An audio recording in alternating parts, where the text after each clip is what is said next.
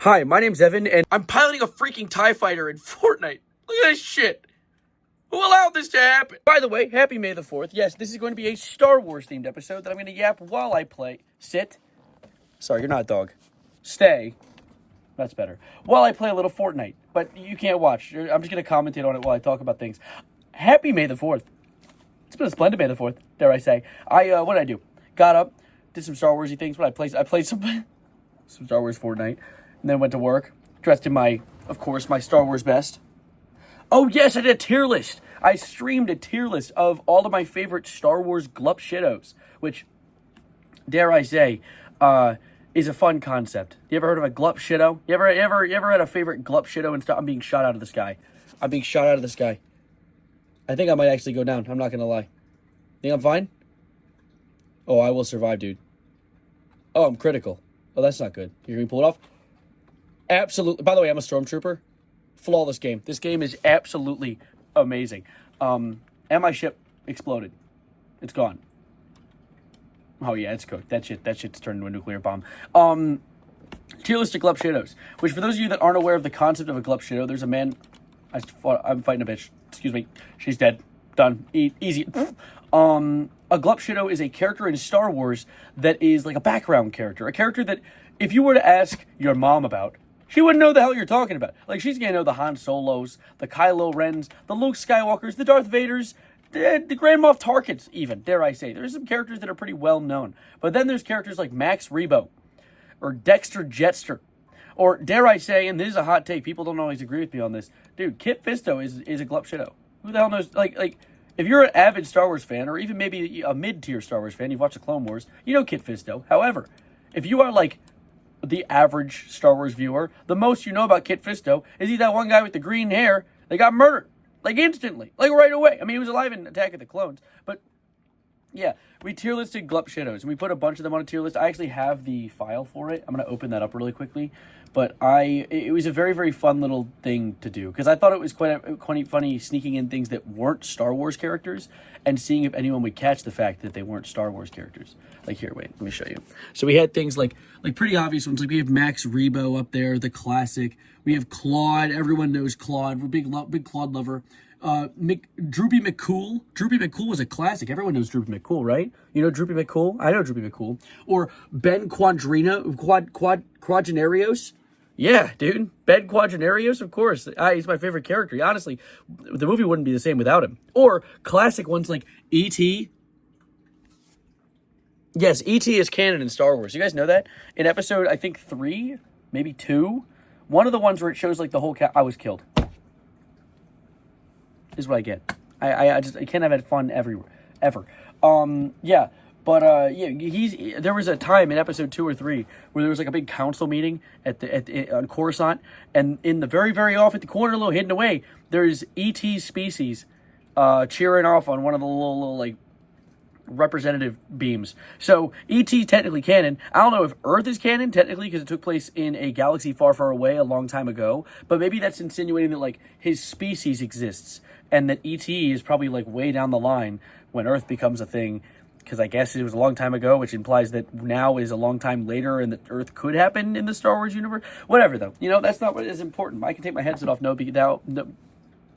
I can take my headset off now, though, because I'm dead. But let's talk about more Glup Shittos, actually, because I do enjoy the concept of a bit of a... I can get behind a little glupping and a little shittoing, right? What's another classic? Oh, of course. It's one of the ones I snuck in. The Pikachu Squishmallow. Very, very iconic Star Wars character. I like the part where he blew up the Death Star. Everyone thinks it's Luke. He always takes the credit. It's not fair. But let's see. What else is there? Oh, yes. Jonesy from Fortnite. Now, you might think that's a joke, but it's not. Guys, think about it for a second. So, fun fact, for those of you that are unaware, Marvel... Like the Marvel, like with the Iron Man and Captain America, and Glup Shitto, that is canon in the Fortnite universe. And Fortnite, in turn, has technically become canon within the Marvel 616 universe. That's weird and also troubling, considering that means that everything within the Marvel universe is canon in Fortnite. Or if everything in Fortnite is canon in the Marvel universe, that means that Fortnite, in turn, is connected to everything else and I don't know how canon it is within Star Wars, but that would argue, and it begs to differ, that if that means Jonesy, of course, is canon in Marvel. Do it that way you may. But in turn, is Marvel canon in Star Wars as just an alternate, like, reality, an alternate world, an alternate universe that just has its own connection if need be, if the connection was made, which means that Jonesy interacting with, like, Glup Gunray in Star Wars could be canon to the universe if he finds his way to that universe. It's, I'm just saying a bunch of shit, and honestly, Albert Einstein, if you were to hear this sentence, would probably crown me the next genius, because that's a thing. There's like a you can pass it down like a crown, and right now it's currently owned by Neil deGrasse, like singing or something. Actually, no, he recently posted on his Twitter a bunch of like "Make America Great Again" hats. And he was like, "It's just a red hat." Okay, yeah, Neil, that's great. You know, the guys don't like science, right? Anyways, political's bad. Who you always stop it? Stop talking about politics. Another important Glup Shitto. Let's see. Are there any other important Glup Shittos that come to mind? Oh yeah, Elan Mack. Stay non-political. Elan Mack in the ketamine addict category. Anyway, Putin. Wait, shit. That's Jeremy Allen White. I don't know why he's in this list. He's not in Star Wars, but I feel like he's an interesting Glup Shitto regardless, in whatever medium he finds himself in.